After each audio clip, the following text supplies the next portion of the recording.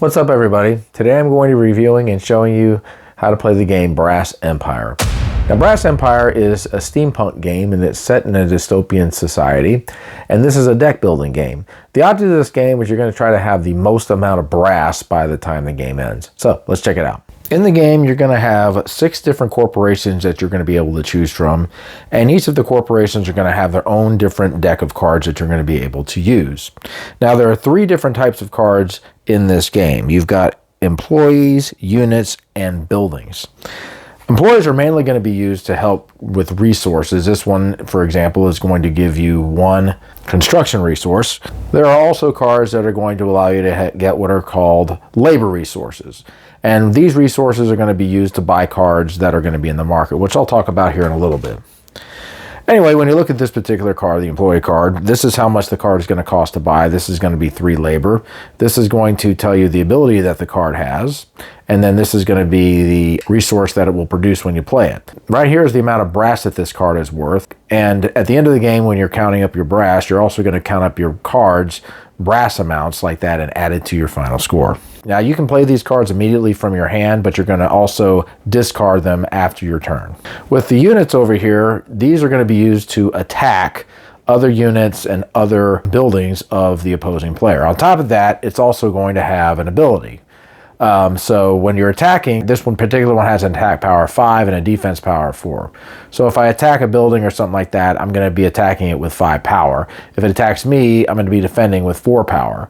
Once the total defense equals or is more than what their defense total is, you're going to go ahead and collect this much brass depending on what the card amount is. This particular one would be 5. So whenever this particular card gets put into play, you're not going to be able to attack with it immediately. However, you will be able to defend with it. And anytime you're defending, you're also going to do a counter attack as well. When your next turn comes around, you'll be able to go ahead and attack and defend. And finally, you have buildings. And whenever you play a building, you're going to go ahead and play it face down, and then on your next turn, you're going to place it face up.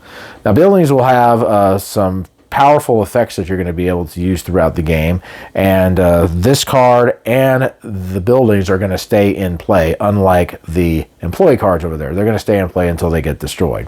In the beginning of the game, you're going to be receiving 7 clerk cards and 3 union worker cards. All these cards are mainly going to be used for resources, and you're going to go ahead and shuffle them up and then put them in the deck. What you're going to be doing in the game is, as you're buying cards from the marketplace, you're going to be adding these market cards to your deck, and as you're drawing up each turn, these cards are going to start showing up to where you're going to be able to go ahead and play them in the game. So right here's a look at the setup. You've got your employee cards here, and then you have your unit and building cards here. And in the beginning, you're going to deal out 6 cards to go ahead and make a market. Right over here, you've got brass. Depending on how many players there are, you're going to go ahead and make a brass pool, and then you're going to be trying to get the most amount of brass. Combination of these tokens here, and then the numbers of brass that are on your deck cards. Right over here are dice. These are going to be used as counters. Anytime you are knocking people's defense off, you're just going to go ahead and adjust the number with these dice over here. Right over here is your reserve deck. Each player is going to have one of these, and these are just going to be cards that you'll be able to purchase along with these cards in the game. And right over here is what is called a mining platform. Now, a mining platform is going to be used to be able to mine for brass. So anytime you pay 2 construction, you will then be able to go ahead and purchase 1 brass. You'll just simply take it out of the pool and you pull it in your hand. I'm going to go ahead and draw, and I've drawn 4 clerks and 1 union worker. So when you look at the cards, you're going to see that they all produce a different type of a resource. So right now I've got 4 labor and 1 construction. So I'm going to go ahead and look at these cards and see if there's anything that I want to buy. So what I'm going to do is I'm going to just lay out all the cards that I want to play, and this can include buildings and units as well. And then I'm going to go ahead and look at them. These particular cards I'm going to have to discard as soon as my turn is over. So what I'm going to do is I'm going to spend 3 labor here, and I'm going to discard the cards. So scoot these over, and then I'm going to go ahead and grab this card over here. This card says you may destroy a unit with 2 or less health. So once I play this card on my turn, I will go ahead and be able to activate that at a later time. I'll go ahead and flip this over and refill the market. So right now I have these 2 left over here, and I want to see if I want to buy anything with it. Well, let's just say I decide I'm going to go ahead and use this, discard this, and get this guy he is a gumshoe. So I'll go ahead and put him in my discard, and my turn will be over. I can't really use him, so I'm going to go ahead and discard his card. So let's just say I happen to have these 5 cards drawn on my next turn. Here's an employee. This is going to grant me 1 labor, so I'll go ahead and play him. Here's a clerk that'll give me the same thing. Here's another employee that I'm going to go ahead and play, which has an ability. And so right now I have units and buildings. So what I'm going to do is I'm going to play the unit like this sideways. Basically, to me, this signifies that I cannot attack yet, but I can defend. And on my next turn, I will be able to go ahead and attack and defend. Here's a building. If I play him, I'm going to go ahead and place him face down. And then on my next turn, I will go ahead and turn him face up, and he will be activated and good to go. The next phase is going to be the action phase, and this is where you're going to be able to go ahead and attack other units. So let's just say I decide I'm going to go ahead and deal 1 damage to a building or unit, and let's say my opponent happened to have this unit. This one has a defense of 1, so what's going to happen is I will have destroyed this unit will get discarded, and I will go ahead and get 4 brass tokens and go ahead and put it here on my side. Units again and buildings will be able to stay in the game until they are defeated. So let's just say I decide to end my turn. I'm going to go ahead and discard all of my employee cards, and the deck will be refilled here. And then what I'm going to do is I'm going to draw 5 more cards here from my deck and have it in my hand, and then they'll go to my opponent. And essentially this is the way the game is going to go. As soon as the brass in the pool has been emptied, that'll signify the round is going to be coming to an end, so everybody else will be able to get another turn until the end of the round. And then what you're going to do is you're going to go ahead and count up the amount of brass that you've collected, and then you're also going to count up the amount of brass that is in all of the cards that are in your deck. You'll total them up, and whoever has the most amount of points at the end is going to win the game.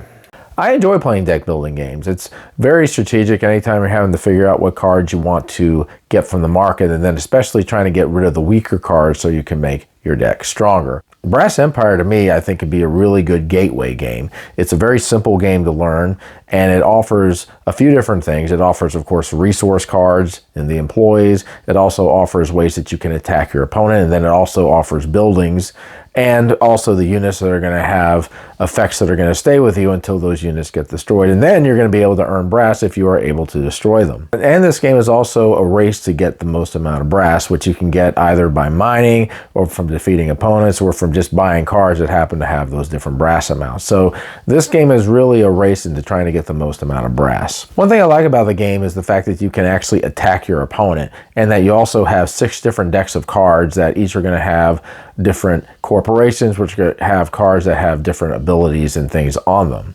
Now with deck builders, like I had said before, you want to try to find ways to get rid of cards. Really the only way you can get rid of cards in your deck is if you end up with a card that has the dismiss ability on there.